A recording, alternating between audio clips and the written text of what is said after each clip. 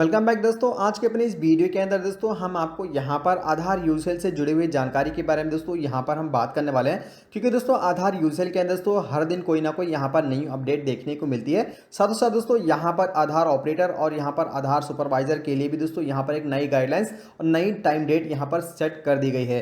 अब दोस्तों इस टाइमलाइन और दोस्तों यहाँ पर इस डेट के अंदर दोस्तों आप सभी आधार ऑपरेटर और सुपरवाइजर को यहाँ पर दोस्तों इस काम को आपको करवाना होगा। और दोस्तों वो कौन सा काम है जो आपको करवाना जरूरी है, अगर दोस्तों आपने ऐसा नहीं किया दोस्तों तो आप आधार का काम यहां से नहीं कर पाएंगे या फिर दोस्तों यूसीएल की तरफ से दोस्तों कोई भी काम आपको नहीं मिल पाएगा।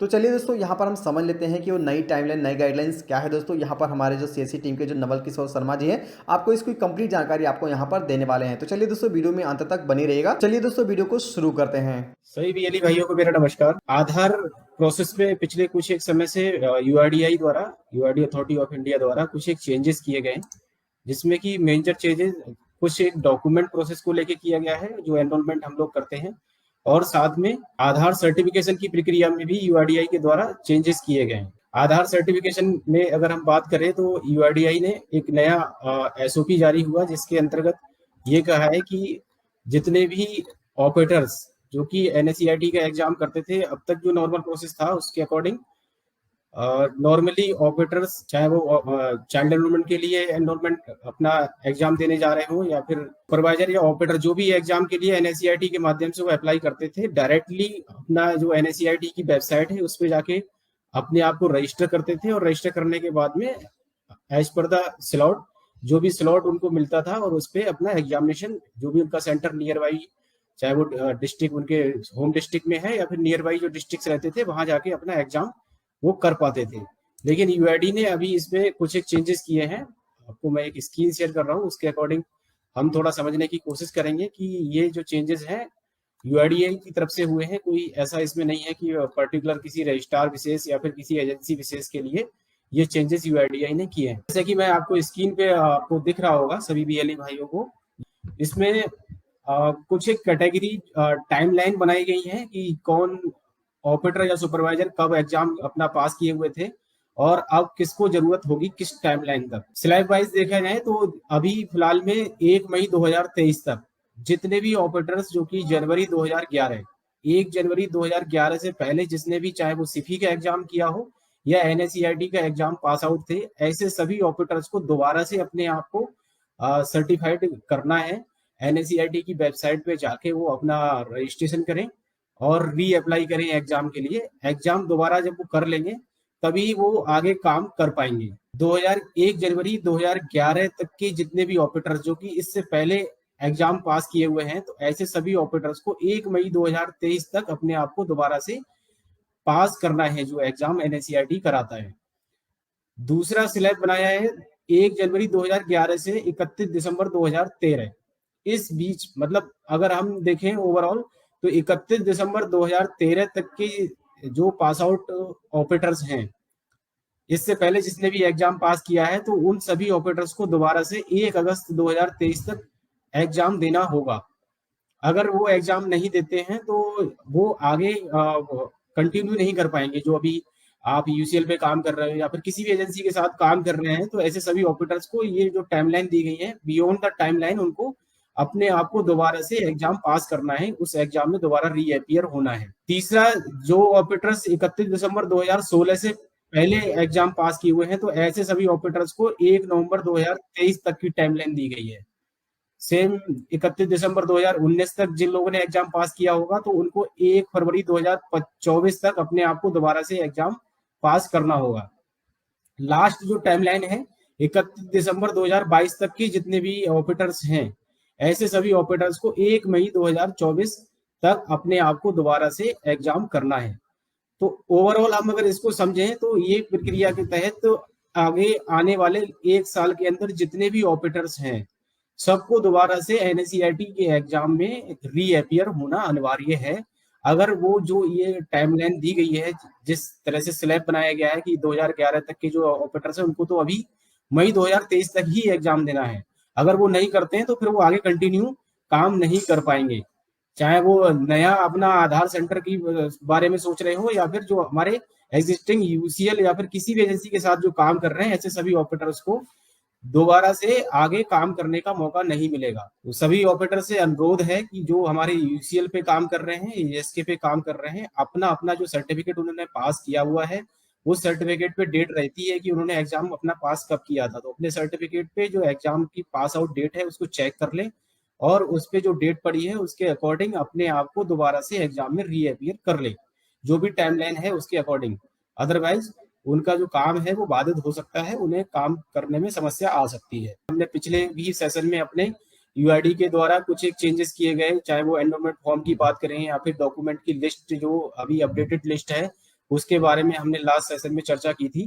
तो हमें आगे अपना जो अब काम कर रहे हैं, अपडेटेड जो लिस्ट 26 जनवरी 2023 को यूआईडीआई की द्वारा जारी की गई थी और सेम लिस्ट वो यूआईडीआई की वेबसाइट पे भी उपलब्ध है, सभी ऑपरेटर्स चेक कर सकते हैं। उस डॉक्यूमेंट की लिस्ट में जो वैलिड डॉक्यूमेंट्स हैं, चाहे वो पीओआई है, पीओए है, पीओआर है या फिर पीओबी होते हैं, बर्थ से संबंधित जो डॉक्यूमेंट्स होते हैं, उस लिस्ट में जो डॉक्यूमेंट लिस्टेड हैं उन्हीं डॉक्यूमेंट्स को का प्रयोग करें, अन्यथा आपके जो पैकेट है वो रिजेक्ट हो सकते हैं और रिजेक्शन के बिहाफ पे एज पर क्लॉज जो भी यूआईडीआई की नॉर्म्स हैं आपकी आईडी सस्पेंड हो सकती है और जो भी पेनल्टी क्लॉज भी बना हुआ है तो वो पेनल्टी भी इम्पोज हो सकती है। तो सभी ऑपरेटर से अनुरोध है कि अपडेटेड लिस्ट आप उसको अपने सेंटर पे लगा लीजिए और सेंटर पे लगाने के साथ ही उस अपडेटेड लिस्ट के अनुसार ही काम करिए। उस लिस्ट को दिन में आप 2-3 बार अच्छे से देखें, पढ़ें और समझें, फिर काम करें। उस लिस्ट में कुछ एक डॉक्यूमेंट कंडीशनली दिए गए हैं, जो डॉक्यूमेंट की लिस्ट रहती है उसमें आपको दिख रहा होगा कि वो टिक किया हुआ है लेकिन साथ में स्टार लगा हुआ है। तो ऐसे डॉक्यूमेंट्स की जिस पे भी स्टार लगा हुआ है, ऐसे डॉक्यूमेंट को लेते समय आपको विशेष ध्यान देना है।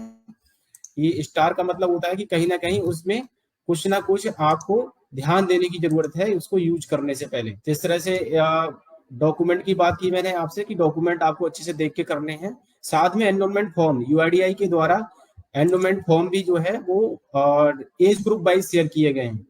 हम अपने यूसीएल वीएलईज की बात करें तो यूसीएल पे जो हमारे वीएलईज काम करते हैं उनके लिए केवल वैसे 3 तरह की जो एनरोलमेंट फॉर्म है वो शेयर किए गए हैं एज ग्रुप वाइज। एक 0 to 5 ईयर्स के लिए है और उसके बाद में 5 to 18 ईयर्स के लिए और अबव 18 ईयर्स के लिए है। एक लिस्ट जारी की गई है तो वो उसमें 0 to 5 वाला जो हमारे बीएलईज भाई है अगर बात करें उनकी, तो उनके लिए ये एप्लीकेबल नहीं रहेगा क्योंकि हमारे जितने भी यूसीएल सेंटर्स हैं सभी ऑनलाइन क्लाइंट पे काम करते हैं और जिनके बायोमेट्रिक ऑथेंटिकेशन हो रखा होता है उन्हीं का हम करेक्शन कर पाते हैं। तो हमारे बीएलई भाई के लिए 2 फॉर्म हैं वो एप्लीकेबल रहेंगे। एक तो आपको कुछ एक केसेस मिलेंगे जिसमें कि आप 5 to 18 ईयर्स जो भी रेजिडेंट आते हैं उनका संशोधन करते हैं और दूसरा आपको जो मोस्टली रेजिडेंट फेस करने होंगे वो एबव 18 ईयर्स वाले होंगे। तो आप लोग जो एनरोलमेंट फॉर्म रेजिडेंट आ रहे हैं उनका एज ग्रुप चेक कर लीजिए कि किस एज में वो लाई करते हैं। अगर उनका एज 17 ईयर्स है तो आप जो 5 to 18 ईयर्स वाला डॉक्यूमेंट का जो फॉर्म है एनरोलमेंट फॉर्म है उसको भरें और अबव 18 ईयर्स है तो अबव 18 ईयर्स वाले एनरोलमेंट फॉर्म को आप फिल करें। तो जैसा कि मैं आपसे बात कर रहा था कि जो डॉक्यूमेंट्स की लिस्ट है वो लिस्ट को अच्छे से देख लीजिए। एनरोलमेंट फॉर्म जिस एज ग्रुप का है जो रेजिडेंट आ रहे हैं उस एज ग्रुप के ही अकॉर्डिंग आप जो एनरोलमेंट फॉर्म है उसका यूज करें। कुछ चीजें हमने लास्ट वाले सेशन में भी विशेष तौर पे ध्यान देने वाली जो चीज थी मैंने आपको पॉइंट आउट की थी कि उनको आप जब एनरोलमेंट करते हैं किसी भी रेजिडेंट का तो विशेष ध्यान दें।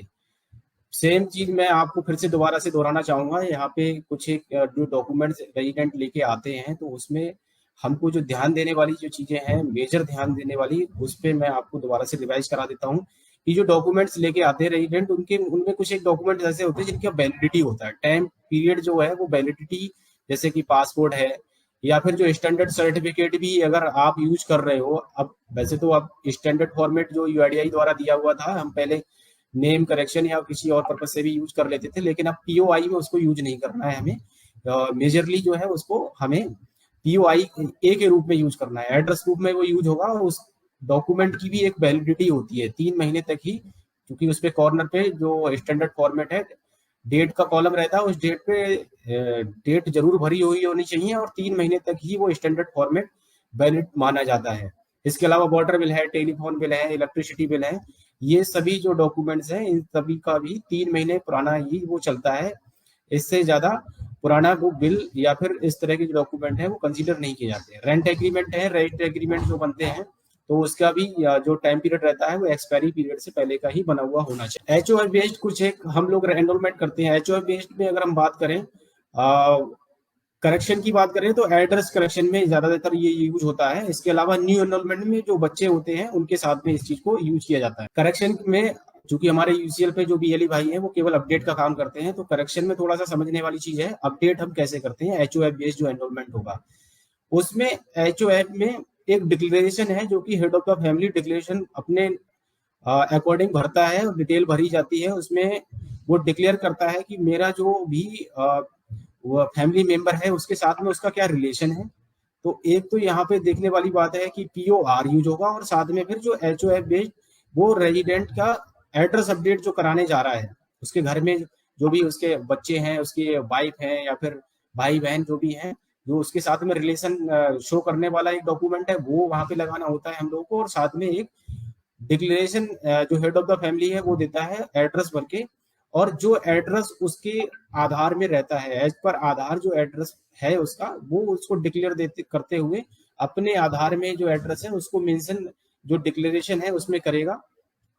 ये इस तरह से एक एचओएफ का जो डॉक्यूमेंट है ये यूज किया जाता है। इसमें क्लियरली लिखा हुआ है कि acceptable as P O R with the objective of address update, ये जो है यूज किया जाता है एचओएफ में। इसमें इमीडिएट फैमिली मेंबर जो कि फादर है, मदर है, हस्बैंड है, वाइफ है, इस तरह से वो डिक्लेयर करता है, और उसके आधार में जो एड्रेस है उसके बिहाफ पे जो उसके घर में और लोग हैं उनके एड्रेस अपडेट किया जा सकते हैं। इस डॉक्यूमेंट को अगर हम बात करें तो काफी बड़ी संख्या में यूज किया जा सकता है। हो सकता है हमारे पीएलई भाई अभी इसको यूज नहीं करते हो, लेकिन इसमें दो तीन चीजें ध्यान देने वाली ये हैं। एक तो आधार में जो नाम है उसका बिल्कुल एग्जैक्ट मैच होना चाहिए, साथ में जो एड्रेस वो दे रहा है वो एड्रेस वही भरेगा डिक्लेरेशन में जो कि एड्रेस उसके आधार में है।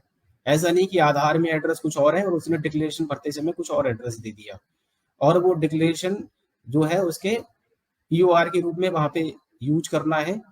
यहाँ पे जो सिग्नेचर है वो हेड ऑफ द फैमिली करेगा, और वो अपने जो फैमिली मेंबर हैं इमीडिएट उसके फैमिली मेंबर, उनका यहाँ पे रिलेशन जो भी उसके साथ में रिलेशन है उसको डिक्लेयर करेगा। आधार नंबर वो अपना डालेगा कि मेरा ये आधार है।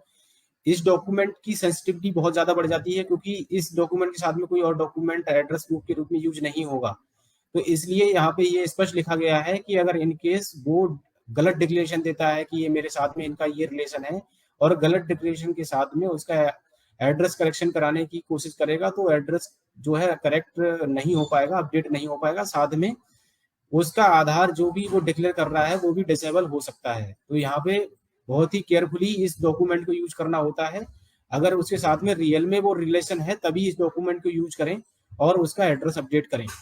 इसके अलावा एक्सेप्शन केसेस होते हैं कुछ एक, जैसे कि नेम चेंज। नेम चेंज के लिए हमने पिछली बार ही बताया था कि अगर किसी के नाम में कुछ माइनर सी मिस्टेक्स हैं, स्पेलिंग में कुछ मिस्टेक है, सरनेम ऐड कराना है, तो ये नॉर्मल अपडेट के थ्रू हो सकता है। लेकिन अगर किसी की फर्स्ट नेम में या आइडेंटिटी जो उसका नाम है फुल नेम चेंज होना है, तो उसके लिए गजट नोटिफिकेशन कराना होता है।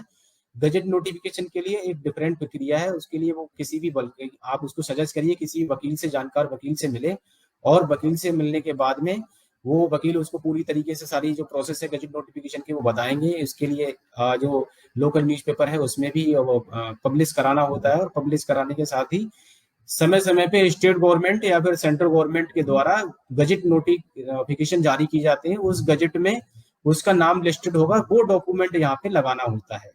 और बिफोर जो भी वो नाम, जो पुराना नाम था उस समय उसके जो भी पीओआई वो आइडेंटिटी प्रूफ रहे होंगे वो भी उसके साथ में वो लगता है। इसके अलावा डीओबी एक्सेप्शन केस, अगर किसी की लिमिट क्रॉस हो गई है, जो डीओबी चेंज करने के जो चांसेस होते हैं वो उसको क्रॉस कर चुका है, तो उस केस में भी जो नॉर्मल एनरोलमेंट है उसके थ्रू नहीं होता है, उसके लिए भी एक्सेप्शन केस माना जाएगा। और इस केस में एक डिक्लेरेशन, सेल्फ डिक्लेरेशन रेजिडेंट को देनी होती है कि वो क्यों कराना चाह रहा है, तो उससे संबंधित एक सेल्फ डिक्लेरेशन देनी होती है। साथ में इस तरह के केसेस में केवल डीओबी करेक्शन के लिए जन्म प्रमाण पत्र ही मान्य होता है। जन्म प्रमाण पत्र के साथ में सेल्फ डिक्लेरेशन दोनों साथ एक साथ पीडीएफ बना के अपना जो हमारा एनरोलमेंट क्लाइंट है उस पर अपलोड होता है, और सेम इस पीडीएफ का एक सिंगल पीडीएफ और साथ में जो एनरोलमेंट स्लिप है, ये तीन चीजें हम ये lucknow.special@uidi.net.in जो हमारे लखनऊ आरओ की मेल आईडी है उस पर मेल करना होता है। और मेल करने के पश्चात चूंकि एक टाइम टेकिंग प्रोसेस है, ये मेल जो जाते हैं यूआईडी के पास में, आरओ को जो मेल जाते हैं उसका मैनुअल वो चेक करते हैं, रीड आउट करने के बाद में जो मेल उनके पास पहुंचे हैं और जो एनरोलमेंट हुआ है क्लाइंट से, जो भी डिटेल्स सर्वर पे पहुंची होगी उसको मैच करने के बाद में उसको प्रोसेस किया जाता है। तो इसमें काफी सारे क्वेश्चंस हमारे पास में आते हैं, बीएलई भाई जो है बातचीत करते हैं कि सर हमने जो बताया था प्रोसेस उसके अकॉर्डिंग ही किया, लेकिन फिर भी वो रिजेक्ट हो गया। तो इसमें मुझे आप लोगों को थोड़ा सा क्लैरिटी ये देनी है, हम पहले ही बता चुके हैं इस चीज को, क्योंकि ये नॉर्मल एनरोलमेंट नहीं है, नॉर्मल प्रोसेस के थ्रू नहीं हुआ है। तो ये एनरोलमेंट क्लाइंट के थ्रू आपको दिख रहा होगा कि वहां पर रिजेक्ट हो गया, तो आपको उससे परेशान नहीं होना है, वो रिजेक्ट होगा। लेकिन जो आपने मेल किया है उस मेल को पढ़ने के बाद में जो लिस्ट आपने डॉक्यूमेंट की लिस्ट में जो चूज किया था और उसमें जो डॉक्यूमेंट अपलोड किए थे उसको मैच करने के बाद में उसके द्वारा यूआईडी के द्वारा इसकी क्यूसी कर दी जाती है और वो डेट ऑफ बर्थ जो भी करेक्शन उसने कराया है वो किया जा सकता है। तो ये कुछ एक एक्सेप्शन केसेस हैं जिसके लिए आप लोगों को थोड़ा सा ध्यान देना होता है विशेष तौर पे एनरोलमेंट करते समय। इसके अलावा डॉक्यूमेंट अपलोड प्रोसेस में आप लोग देख रहे होंगे कि पिछले 2-3 दिन से डॉक्यूमेंट जो अपलोड कर रहे थे हम लोग, तो ये एक बड़ा चैलेंज था हम लोगों के साथ में कि ये नहीं पता लग पा रहा था कि किस रेजिडेंट के डॉक्यूमेंट अपडेट करने हैं और किसके नहीं करने हैं।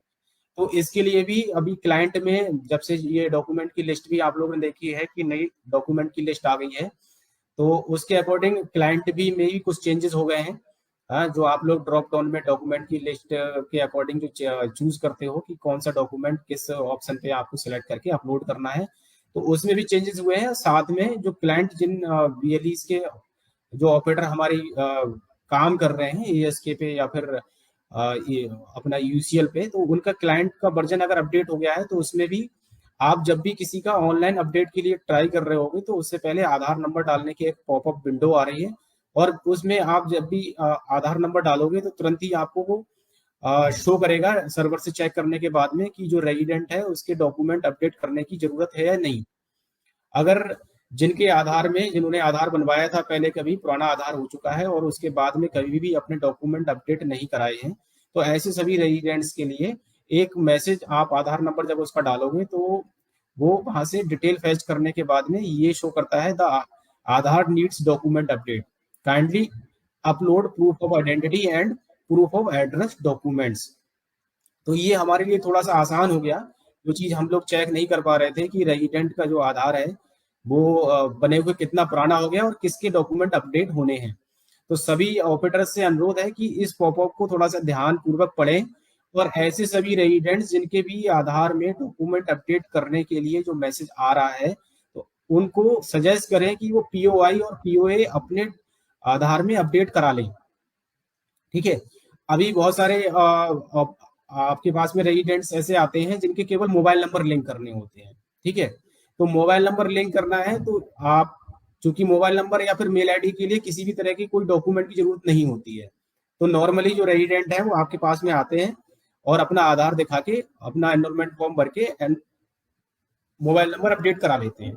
तो ऐसे सभी रेजिडेंट को आपको जरूर सजेस्ट करना है, क्योंकि मोबाइल नंबर प्रक्रिया में डेमोग्राफिक में कोई भी वैसे चेंजेस नहीं होते हैं तो कोई डॉक्यूमेंट की नीड नहीं होती। ठीक है, क्योंकि जो डॉक्यूमेंट अपलोड प्रोसेस है वो ऐसे सभी आधार धारकों के लिए है जिन्होंने पहले कभी अपना आधार बनवाया था और उसके बाद में कभी भी अपने आधार में डेमोग्राफिक अपडेट नहीं कराया, उनका नाम पता इसमें कभी भी कोई चेंज नहीं कराया है। ठीक है, तो उनको जरूरत है, अगर उन्होंने नाम पता अपना कुछ भी चेंज कराया है, डेमोग्राफिक में कोई भी चेंजेस कराया होगा, तो इट मींस उनके डॉक्यूमेंट्स की जरूरत पड़ी होगी और उनके डॉक्यूमेंट अपडेटेड अपलोड हुए होंगे। ठीक है, तो सबसे अनुरोध है कि प्लीज जो भी मोबाइल नंबर केवल लिंक कराने आते हैं आधार में और उनका आधार नंबर डाल के पहले आप चेक कर रहे होंगे और ये मैसेज अगर आ रहा है तो इस मैसेज को इग्नोर नहीं करना है। रेजिडेंट को सजेस्ट करना है कि आपका आधार बने हुए काफी समय हो गया है और आपका आधार यूआईडीआई के अनुसार उसमें उसको थोड़ा सा बताइए कि क्यों जरूरत है इसकी।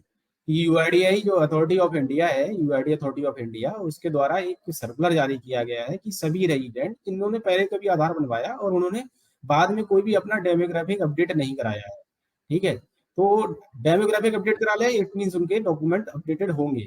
ठीक है, तो ऐसे सभी आधार धारकों को अथॉरिटी के द्वारा, जो आधार यूआईडी अथॉरिटी ऑफ इंडिया है, आईडी एड्रेस प्रूफ अपडेट कराने के लिए सजेस्ट किया गया है, अनुरोध किया गया है। ठीक है, तो वो आप अपना कोई भी आईडी प्रूफ, एड्रेस प्रूफ लेके आ जाइए, अपना वोटर आईडी लेके आ सकते हैं, राशन कार्ड लेके आ सकते हैं। ठीक है, इस तरह के जो पीओआई पीओए होते हैं उनमें से कोई भी डॉक्यूमेंट लेके आइए और अपना अपडेट करा लीजिए।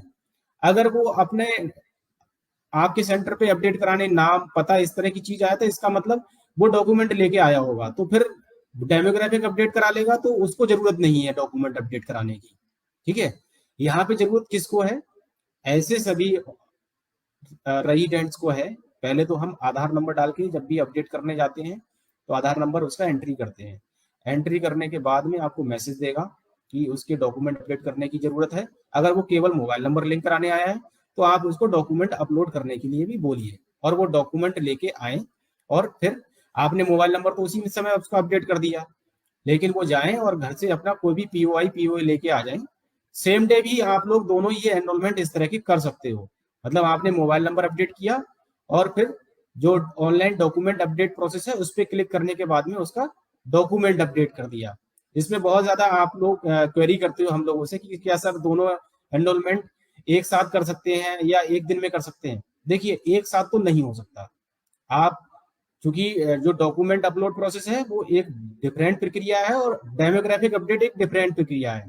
आप मोबाइल नंबर लिंक और डॉक्यूमेंट अपलोड एक साथ नहीं कर सकते, लेकिन सेम डे कर सकते हैं। पहले क्या करें, आप उसका मोबाइल नंबर लिंक कर दीजिए और उसके बाद में आप डॉक्यूमेंट अपलोड लिंक पे जाके डॉक्यूमेंट अपलोड कर दीजिए, उसके पीओआई पीओए जो भी वो लेके आया होगा।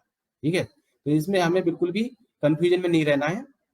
हमने मोबाइल नंबर लिंक किया, उसका एक एनरोलमेंट हुआ, दूसरे एनरोलमेंट के लिए आप डॉक्यूमेंट अपलोड प्रोसेस पे जाएंगे और उसका जो पीओआई पीओ लेके आया है उसको अपलोड कर देंगे। सिंपल, बस इतना काम करना है। अगर वो डेमोग्राफिक अपडेट कराने आया है तो इसका मतलब वो डॉक्यूमेंट लेके आया, वो केवल फिर डेमोग्राफिक अपडेट करेंगे। डेमोग्राफिक अगर आपने कोई भी अपडेट किया, उसका नाम पता चेंज किया, में भी कोई भी करेक्शन किया है, तो फिर उसको जरूरत नहीं है अपने पीओआई पीओए अपडेट कराने की। यहाँ पे जो जरूरत है वो किसकी है? या तो उसका मोबाइल नंबर लिंक है पहले से। ठीक है, तो आप चेक कर लो कि मोबाइल नंबर लिंक है, तो फिर मोबाइल नंबर लिंक कराने नहीं आया होगा। आप आधार नंबर डाल के चेक कर लो कि मोबाइल उसका आईडी एड्रेस जो है उसके अपडेट तो नहीं होने। ठीक है, अगर अपडेट होने वाला मैसेज आ रहा है तो फिर उसको डॉक्यूमेंट अपडेट कराने हैं। दो चीजें ध्यान देनी है। मोबाइल नंबर लिंक करने वाले केवल जो आते हैं रेजिडेंट, उनका चेक कर रहे हैं आप लोग, अपडेट करते समय तुरंत ही मैसेज आ रहा है तो उनके आप पीओआई पीओए अपडेट कर दो। दूसरी चीज, जो नॉर्मल कस्टमर्स आते हैं आपके यहाँ पे, आपके सेंटर पे, मान लीजिए हमारे जो भी सीएससी सेंटर चला रहे हैं, यूसीएल पे भी काम कर रहे हैं, तो आप बैंकिंग भी कर रहे होगे, आपके यहाँ पे बैंक से रिलेटेड भी काम है, आप पैसों का लेन देन करते हो, आप डिजी पे चलाते हो, एईपीएस चला रहे हो या कुछ और भी काम कर रहे हो, तो उसके पर्पज से लोग आपके पास आधार लेके आते हैं। भले ही वो आपके यहाँ पे आधार में कोई भी अपडेट कराने नहीं आया है, लेकिन ऐसे सभी रेजिडेंट से आप पूछ सकते हो कि आप आधार लाए हो भैया? वो बोलेगा हाँ मैं आधार लेके आया हूँ। तो कि आजकल जो है सरकार द्वारा एक दिशा निर्देश जारी हुए हैं कि अगर आपका आधार पुराना बना हुआ है तो आईडी एड्रेस प्रूफ दोबारा से अपडेट कराने हैं। नहीं तो हो सकता है आपको जो आने वाले समय में, चूंकि आजकल जितनी भी सरकारी हो गई या गैर सरकारी स्कीम्स हैं सब आधार से लिंक की हुई हैं, और स्पेशली गवर्नमेंट तो जो भी डीबीटी हो गई, डायरेक्ट बेनिफिट ट्रांसफर है, वो आधार के थ्रू ही कर रही है। अगर उनको राशन मिल रहा है, राशन, छात्रवृत्ति है, और बच्चों को अगर छात्रवृत्ति मिल रही है, स्कॉलरशिप, वो उसकी बात कर लें, पेंशनर है जो उनको पेंशन मिलती है। ठीक है, तो ऐसे सभी लोगों को आप जो भी आते हैं आपके सेंटर पे, आधार का भले ही काम नहीं कराने आए और किसी काम से आए, उनसे बात करिए, उनको बताइए, सर्कुलर के बारे में दिखाइए कि आने वाले समय में हो सकता है उनको इन सरकारी योजनाओं का लाभ ना मिले। ठीक है, अभी जैसे कि हमने पिछले भी कार्य उसमें बताया था कि UP government one family one ID, इसका कॉन्सेप्ट लेके आ रही है। उसके अंतर्गत जितने भी फैमिली जो भी है फैमिली यूपी में, उनका सबका एक आईडी बनना है। उस आईडी को आधार से ही लिंक किया जा रहा है, उसकी केवाईसी आधार बेस्ड होनी है। तो जिनके राशन कार्ड बने हुए हैं उनको दोबारा से केवाईसी करानी होगी, साथ में जिनके अगर राशन कार्ड नहीं है तो उनका, वो अगर चाहेंगे अपनी फैमिली आईडी बनवानी तो उनको तो पहले ही जरूरत पड़ेगी, तो उनका मोबाइल नंबर भी लिंक होना चाहिए और उनके आधार में जो भी डिटेल है, उनका पता है, नाम है, वो अपडेटेड होना चाहिए। तो आप उनको सजेस्ट करिए कि अगर उनका डॉक्यूमेंट जो आधार है वो अपडेटेड नहीं होगा, उनकी डेमोग्राफिक डिटेल अपडेटेड नहीं होगी, जैसे मान लीजिए कोई भी जनरली जिन उनके साथ होता है जो कि कुछ एक पोस्टिंग वाली जॉब होती है, या फिर कोई ट्रांसफर होके यहाँ पे आया, अपना काम कर रहा है, उसने रहना शुरू कर दिया और अपना मकान ही बनवा लिया, सब कुछ कर लिया, लेकिन आधार उसने अपडेट नहीं किया। मुंबई से ट्रांसफर होके यूपी आया था पहले कभी वो, तो ऐसे सभी लोगों को अगर उनको फैमिली आईडी यूपी में बनवानी है तो अपना जो आधार है उसमें एड्रेस अपडेट कराना होगा, तभी वो फैमिली आईडी बनवा पाएंगे, इस योजना का लाभ ले पाएंगे।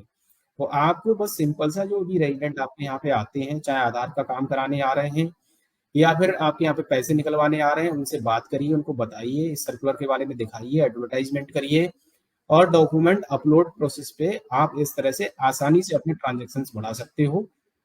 ठीक है। और एक बड़ी जिम्मेदारी हम लोगों के साथ में है इस चीज को लेके, यूआईडीआरओ से, हेडक्वार्टर से लगातार फॉलो अप हो रहा है कि आपके ऑपरेटर्स इस पे बिल्कुल काम नहीं कर रहे हैं। अब तो इतनी चीजें आसान कर दी गई।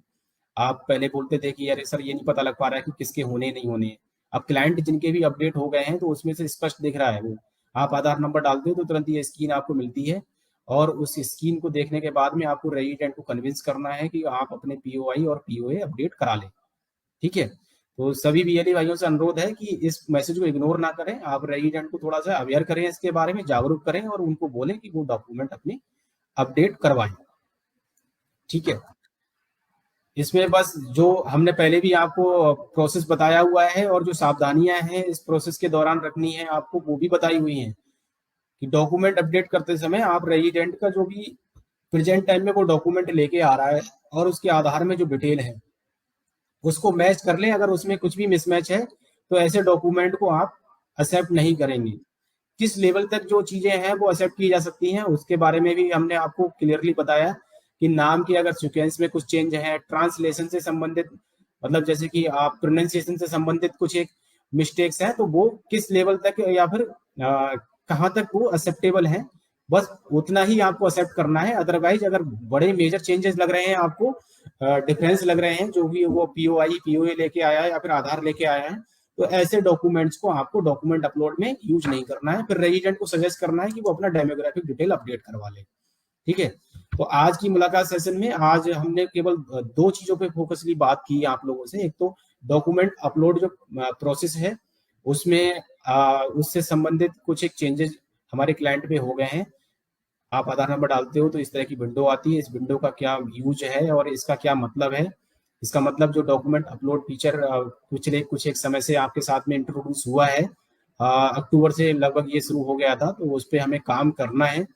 आप जो मोबाइल नंबर लिंक करने आते हैं उनका same day document upload process पे जाके डॉक्यूमेंट अपडेट भी कर सकते हैं, और दो अलग अलग एनरोलमेंट हैं तो दो स्लिप जनरेट होती है इस प्रोसेस में। ठीक है। दूसरा हमने समझने की कोशिश की जो एनएसईआरटी एग्जाम है, वो एनएसईआरटी एग्जाम कुछ एक चीजें बताई गई हैं यूआईडीआई के द्वारा कि अब जो भी एग्जाम वो पास करेगा उसके लिए पहले एक लेटर, अथॉरिटी लेटर, जो भी कंसर्न ईए या रजिस्ट्रार हैं उनसे इशू कराना होगा। और ये जैसे अगर हम सीएससी की बात करें तो सीएससी में जितने भी हमारे यूसीएल पे ऑपरेटर काम कर रहे हैं या फिर एएसके पे जो ऑपरेटर काम कर रहे हैं या फिर जो हमारे अभी क्यू में लगे हुए हैं, कुछ हमारे बीएलई भाई सोच रहे होंगे कि हम यूसीएल पे काम कर लें, तो उसके लिए एनएसईआरटी के द्वारा एक एग्जाम पास करना होता है। उस सर्टिफिकेट को लेने के लिए एनएसईआरटी की वेबसाइट पे जाके हम ऑनलाइन अप्लाई करते हैं। ठीक है। और ऑनलाइन अप्लाई करते समय अब तक कोई भी एक ऑथराइजेशन लेटर नहीं मांगा जा रहा था, तो एक ऑथराइजेशन लेटर है, मैं आपको शेयर करता हूँ इसको स्क्रीन पे। ये इस तरह से एक ऑथराइजेशन लेटर है, ये लेटर आपको अब जरूरत पड़ेगी। इस लेटर को आप हमारे जो डिस्ट्रिक्ट मैनेजर्स हैं डिस्ट्रिक्ट पे उनके द्वारा प्राप्त कर सकते हैं। सभी डिस्ट्रिक्ट मैनेजर्स जो हमारे डिस्ट्रिक्ट टीम है उनको इसके बारे में बताया जा चुका है। तो जो भी बीएलई भाई, जो भी ऑपरेटर हैं हमारे या फिर हमारे साथ यूएसए पे काम कर रहे हैं, एएसके पे काम कर रहे हैं या काम करने का के बारे में सोच रहे हैं, तो वो अगर एग्जाम करने जा रहे हैं या फिर दोबारा से एग्जाम में रीअपियर होने जा रहे हैं तो उनके लिए एक ऑथराइजेशन लेटर वो लेना होगा। और ये ऑथराइजेशन लेटर हमारे जो डिस्ट्रिक्ट मैनेजर्स हैं, डिस्ट्रिक्ट टीम है, डीएमडीसी हैं, उनके द्वारा आपको दिया जाएगा। यहाँ पे आप पूरा डिटेल भरोगे अपना, जो भी नाम है आपका, सनोक, आधार नंबर आपका क्या है और आप किस ईए और रजिस्ट्रार के साथ काम करना चाह रहे हैं। तो हमारे अगर सीएससी की बात करें तो हमारा रजिस्ट्रार नेम सीएससी ई गोव है, जिसका कि रजिस्ट्रार कोड 221 है। ईए नेम हमारा सीएससी बैंक पीसी है और कोड उसका 2906 है। यहाँ पर रेस्पेक्टिव आरओ की बात करें तो रेस्पेक्टिव आरओ मतलब रीजनल ऑफिस, रीजनल ऑफिस हमारा क्या है, लखनऊ, आरओ लखनऊ लगता है हमारा। तो इस फॉर्मेट को आप अच्छे से समझ लीजिए। यहाँ पे नाम भरेंगे, पिता का नाम भरेंगे, आधार नंबर भरते हैं। इसके बाद रजिस्ट्रार नेम में सीएससी ईवॉब ब्रैकेट में कोड लिख दीजिए 221। रजिस्ट्रार के बाद में EA name enrolment agency name CSC bank PC और कोड है सीएससी बैंक पीसी का हमारा 2906। रेस्पेक्टिव आरओ लखनऊ होगा, यहाँ पे लखनऊ कर देंगे। यहाँ पे रजिस्ट्रार और ईए का सिग्नेचर, तो इस वाले कॉलम में हमारे डिस्ट्रिक्ट मैनेजर साइन करेंगे और स्टैंप लगाएंगे अपना, और फोटो यहाँ पे रेजिडेंट लगा के उसको वेरीफाई करेंगे। जो भी सुपरवाइजर या ऑपरेटर का एग्जाम देने जा रहे हैं उनका यहाँ पे फोटो लगा के उसको वेरीफाई करेंगे। लेटर नंबर, ये जो लेटर नंबर है ये हमारे डिस्ट्रिक्ट मैनेजर के द्वारा डाला जाएगा। यहाँ पे डेट आप डाल लोगे। तो इस तरह से ये अथॉरिटी लेटर, चाहे एग्जाम आप रीअपियर हो रहे हो या फिर जो फ्रेश सोच रहे हैं यूसीएल पे काम करने के बारे में या आधार का काम करने के बारे में सोच रहे हैं जो ऑपरेटर कि हम एनएससीआईटी का एग्जाम देने जाएं, तो एनएससीआईटी की साइट पे ये सर्टिफिकेट या फिर ये ऑथराइजेशन लेटर अपलोड हो रहा है। और सेम इस ऑथराइजेशन लेटर को जब आप एग्जाम देने वहां पे फिजिकली जाते हैं सेंटर पे, तो भी वो वहां पे डिमांड करेंगे एग्जाम सेंटर पे। तो इस सर्टिफिकेट या फिर इस ऑथराइजेशन लेटर को आप हमारे डिस्ट्रिक्ट मैनेजर से, जो भी डिस्ट्रिक्ट टीम है कंसर्न, आप उससे प्राप्त करें। और अपना जो भी पोर्टल है जिसपे एनएससीआईटी का आप रजिस्ट्रेशन कर रहे होगे, वहां पे अपलोड करने के बाद में जब एग्जाम देने भी आप जाते हैं तो वहां पे आपको ये लेके जाना होगा। और जो टाइमलाइन बताई गई है उस टाइमलाइन के बियॉन्ड आप लोग अपना एग्जाम पास कर लो, जिससे कि आपका अननेसेसरी कार्य बाधित ना हो। अदरवाइज आप जो आधार पे काम कर रहे हैं उससे वंचित रह सकते हैं, वो काम आपका रुक सकता है। ये टाइमलाइन है जो भी 2011 से पहले के सर्टिफाइड ऑपरेटर्स हैं उन सभी को मई 2023 तक करना है। जो दिसंबर 2013 तक एग्जाम पास किए हुए हैं, इससे पहले के हैं, तो उनको 1 अगस्त 2023 तक कर लेना है। 31 दिसंबर 2016 से पहले के जो एग्जाम पास किए हुए हैं उनको 1 नवंबर 2023 तक, और 31 दिसंबर 2019 तक जिन्होंने एग्जाम पास किया है, मतलब इससे पहले के जो आप पास आउट हैं उनको 1 फरवरी 2024 तक करना होगा एग्जाम। 31 दिसंबर 2022 तक जिन्होंने किया है तो उनका 1 मई 2024 तक एग्जाम पास करना जरूरी है। 3 साल में, हर एक 3 साल में एनएससीआईटी के द्वारा जो गाइडलाइन यूआईडी ने जारी की है, एनएससीआईटी को से सर्टिफिकेट आपको दोबारा से लेना हुआ करेगा। तो सभी ऑपरेटर्स इस चीज को देख लें कि उनका सर्टिफिकेट पे जो डेट है, पासिंग डेट है, वो क्या डेट आ रही है। अगर वो उनकी डेट 2011 से पहले की है तो उनको 1 मई 2023 तक हर हाल में एग्जाम पास कर लेना है दोबारा। इसके अलावा जिनकी एग्जाम डेट जो है 2013 से पहले के पास किए हुए हैं तो वो अगस्त तक कर लें, 2016 से पहले वाले नवंबर तक कर लें। इस चीज को आप लोग सभी बीएलई भाइयों से अनुरोध है कि ध्यानपूर्वक देख के अपना एग्जाम अपीयर कर लें दोबारा से, ठीक है। तो आज की मुलाकात सेशन में हमने 2-3 पहलुओं पे विशेषतः बात की। आप लोग जो अभी काम कर रहे हैं उसको चेक कर लीजिए कि जो डॉक्यूमेंट की लिस्ट है अपडेटेड उसके अनुसार काम कर रहे हैं आप। एनरोलमेंट फॉर्म जो बताया, न्यू एनरोलमेंट फॉर्म अभी यूआईडी के द्वारा जारी हो गए हैं, उसके अकॉर्डिंग आप एनरोलमेंट फॉर्म यूज कर रहे हो। अपना एग्जाम कर लीजिए। जिन लोगों के एनएससीआईटी के एग्जाम अगर पुराने हो गए हैं तो जो टाइमलाइन है उस बियॉन्ड द टाइमलाइन अपना एग्जाम दोबारा से कर लीजिए। तीसरा, डॉक्यूमेंट अपलोड प्रोसेस के लिए जिनके क्लाइंट अपडेट हो गए हैं, और इसमें अगर अपडेट नहीं भी हुए हैं जिन बीएलई भाई के अगर क्लाइंट, तो वो चेक कर लें, सर्विस में जाके ओटीए सर्विस को स्टॉप करके स्टार्ट करें। आप सर्विस पे जब जाते हो, जितने भी आधार ऑपरेटर्स हैं वो अवेयर रहते हैं कि सर्विस में जाके आप जब भी खोलोगे सर्विस को तो स्टार्टिंग में आपको 4 सर्विसेज आधार से संबंधित मिलेंगी। उसमें आपको आधार ओटीए सर्विस मिलेगी, उस ओटीए सर्विस को स्टॉप करके स्टार्ट करें। अगर आपके नेट की कनेक्टिविटी अच्छी है तो फिर वो आपका क्लाइंट अपडेट हो जाएगा। कई बार ओटीए सर्विस आपके क्लाइंट में नहीं आ रही होगी, विंडो का इशू रहता है, तो उसकी वजह से वो ओटीए सर्विस नहीं आ रही होती है, तो जो है वो मैनुअली भी आपका क्लाइंट अपडेट नहीं हो पाता है। तो उसके लिए आप लोग हमसे संपर्क कर सकते हैं, हम आपको गाइड करेंगे किस तरह से आप अपना क्लाइंट अपडेट कर सकते हैं, ठीक है। नेटवर्क कनेक्टिविटी अच्छी रहती है तो क्लाइंट आराम से ऑटो अपडेट हो जाता है। नेटवर्क कनेक्टिविटी खराब होने के कारण या फिर आपके सेंटर, आपके जो सिस्टम है उसमें किसी भी तरह का कोई भी जो है वो टेम्परेरी फाइल्स ज्यादा आ गई हैं, या फिर आपने पेन ड्राइव वगैरह कुछ लगाया हुआ तो उसकी वजह से कुछ वायरसेस हैं, तो उस वजह से वो कई बार क्लाइंट ऑटो अपडेट नहीं हो पाता है। ठीक है, तो उसके लिए आप लोग हम लोगों को भी संपर्क कर सकते हो, या फिर वेट करें। ठीक है, ओटीए सर्विस को स्टार्ट करके नेट की कनेक्टिविटी थोड़ा सा देख लीजिए, बैंडविड्थ कितना आ रहा है, उसमें स्पीड कितनी आ रही है, आपका क्लाइंट नॉर्मली ऑटो अपडेट हो जाता है। ठीक है, कुछ बीएलई भाई का कहना होता है सर हमारा अपडेट नहीं हुआ है, हम काम करें नहीं करें।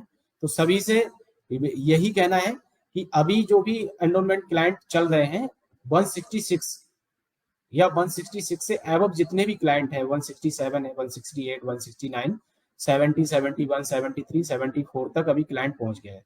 तो जो भी इतने वर्जन आ रहे हैं सभी अभी ठीक वर्जन है। आप किसी भी वर्जन पे काम कर रहे हो तो आप समझिए कि आप सही सॉफ्टवेयर पे काम कर रहे हो। 166 से अगर नीचे किसी का क्लाइंट चल रहा है तो वो अब इनवैलिड है, वो उस पर काम नहीं करना है आपको। आप हमसे तुरंत संपर्क करिए। समय समय पे ये जो चीजें हम आपको बता रहे हैं आप थोड़ा सा चेक करते रहिए कि आप किस क्लाइंट पे काम कर रहे हो, आपका वर्जन क्या है। ठीक है, कई बार आप लोग जब मशीन सिंक करते हो तो वहां पे क्लाइंट एरर आता है ओटीपी डालने के बाद में, तो आप अपना जो आयरिस की ड्राइवर है आपका उसको अनइंस्टॉल करके इंस्टॉल कर लीजिए दोबारा। ऑपरेटर सिंक फेल्ड आने लगता है कई बार, तो आप चेक करिए कि आपके सिस्टम का जो टाइम है वो अभी इंटरनेट टाइम मतलब अपने मोबाइल के टाइम से चेक कर लीजिए कि वो आगे पीछे तो नहीं। अगर 1-2 मिनट उस कई बार पीछे हो जाता है टाइम तो भी आपकी मशीन सिंक नहीं होगी, ऑपरेटर सिंक फेल्ड आएगा वहां पे। ऑपरेटर ये जो बेसिक चीजें बता रहे हैं आपको, ऑपरेटर सिंक फेल्ड वाले इशू है, ये काफी होता है। तो इसमें आपका या तो स्टैटिक आईपी का इशू है, आप चेक करिए माई आईपी डाल के गूगल में कि आपकी आईपी क्या है, जो आपकी आईपी थी व्हाइट लिस्ट से उसी पे काम कर रहे हैं आप। दूसरा चेक कर लीजिए कि आपके सिस्टम में जो टाइम है और आपके मोबाइल में मतलब स्टैंडर्ड जो टाइम अभी चल रहा है उसके अकॉर्डिंग बिल्कुल मैच होना चाहिए। अगर 1-2 मिनट का भी फर्क होगा तो भी आपकी मशीन सिंक नहीं होगी, ऑपरेटर सिंक फेल्ड दिखाएगा। ठीक है, तो ये बातें मैंने आपको बेसिक सी बता दी कि आप जब काम कर रहे हो तो उस समय थोड़ा सा इन चीज़ों को चेक करते रहेंगे तो अननेसेसरी आपका काम जो है वो हैम्पर नहीं होगा, काम रुकेगा नहीं, और आप जो है इजीली अपना काम कर पाएंगे। तो सभी अपना यूसीएल के जो ट्रांजेक्शन हैं उसको फोकस करें, नियमित अपने सेंटर को खोलें। हाँ, कुछ एक बीएलई भाई का देखा जाता है कि वो वीक में 1-2 बार ही अपना सेंटर खोलते हैं, तो रेगुलर खोलें। और ज्यादातर पिछले कुछ एक समय से देख रहे हैं हम लोग कि सैटरडे संडे जो है स्पेशली जो है बहुत कम काम करते हैं, हमारे सेंटर्स जो है कम खोलते हैं, जबकि हमने स्पष्ट बोला हुआ है कि सैटरडे संडे आप काम कर सकते हो। यूसीएल के लिए कोई ऐसी गाइडलाइन नहीं है। आप लोग ये मत समझो कि बैंक में काम नहीं हो रहा, पोस्ट ऑफिस में काम नहीं हो रहा, वहां की छुट्टी है तो हम भी छुट्टी करें। ठीक है, आपकी रीच गांव लेवल पे है और आप प्रतिदिन अवेलेबल हो सकते हैं। ठीक है, हमें ये समझना होगा कि हमारी रीच एक तो बिल्कुल ग्राउंड लेवल पे है, हम गांव गांव में बैठे हैं, और दूसरी चीज हमारी अवेलेबिलिटी सातों दिन है। भाई बैंक के साथ में लिमिटेशन है, पोस्ट ऑफिस के साथ लिमिटेशन है, बीएसएनएल के साथ में लिमिटेशन है, या और भी जो सरकारी डिपार्टमेंट के थ्रू जो मशीन चल रही है उनकी लिमिटेशन है, उनकी छुट्टी रहती है तो वो काम नहीं कर पाते हैं। ठीक है, लेकिन हमारे साथ में कोई ऐसी लिमिटेशन नहीं है, आप सातों दिन काम कर सकते हो, और टाइमिंग भी हमारी फ्लेक्सिबल है। हम सुबह 8 बजे से लेके शाम को 8 बजे तक काम कर सकते हैं। ये दो चीजों पे बहुत ज्यादा क्वेश्चन आंसर आप लोग बार बार पूछते हो कि कितने बजे से कितने बजे तक कर सकते हैं और किस दिन कर सकते हैं। तो आप सैटरडे संडे भी रेगुलर काम करिए और सुबह 8 से शाम को 8 बजे तक काम करिए, कोई इशू नहीं है। ठीक है, यूसीएल के लिए कोई बाउंडेशन नहीं है टाइमिंग की। आप बिल्कुल भी इस चीज को लेके माइंड मेकअप रखिए अपना क्लियरली, अपना ये डाउट निकाल दीजिए। अगर कोई आपको बोलता भी है दूसरे बी, आप एक दूसरे बीएलई को देख के काम करते हो, संडे काम नहीं करेंगे। ठीक है भाई, संडे काम नहीं करेंगे हम तो, बहुत सारे सरकारी एम्प्लॉयज होते हैं, बच्चे स्कूलों में पढ़ रहे हैं, उनको कोई काम कराना तो कहाँ कराएंगे। ठीक है ना, तो हम लोगों को इसीलिए ये जिम्मेदारी दी गई है, क्योंकि हम जो काम कर रहे हैं एक तो बीएलई है, इंटरप्रेन्योर है, तो हमें जो माइंड है अपना इंटरप्रेन्योर का रखना चाहिए। है, हम लोगों को सर्विस तो दे ही रहे हैं, और सर्विस जो भी देते हैं हम डिलीवर करते हैं, उसके अगेंस्ट में हमको जो कमीशन है वो प्राप्त होता है, हम अर्न करते हैं। तो सभी लोग बिजनेस माइंड रखें, अपना डॉक्यूमेंट अपडेट पे विशेषतः ध्यान रखें और उस पर काम करें। अब आपका क्लाइंट भी आपको बताने लगा है कि किसके डॉक्यूमेंट अपडेट करने की जरूरत है या नहीं है। जो भी बीएलई भाई इस सेशन को देख रहे थे वो सभी जुड़े रहे, उसके लिए बहुत बहुत धन्यवाद। और हम आज का ये सेशन जो है यहीं पे आपसे जो है इजाजत चाहेंगे और इसको क्लोज करते हैं। धन्यवाद। आई होप दोस्तों कि आज का ये वीडियो आपको काफी यूजफुल लगा होगा, क्योंकि दोस्तों यहाँ पर यूसीएल की तरफ से जो दोस्तों यहाँ पर जितने भी अपडेट थी नवल किशोर शर्मा जी ने दोस्तों यहाँ पर इसको क्लियर कर दिया है। तो दोस्तों ऐसे ही यूजफुल वीडियो को देखने के लिए दोस्तों मिलकर इसको लाइक सब्सक्राइब और शेयर जरूर करते रहेगा। मिलते हैं दोस्तों अपने अगले नए वीडियो में, तब तक के लिए जय हिंद जय भारत।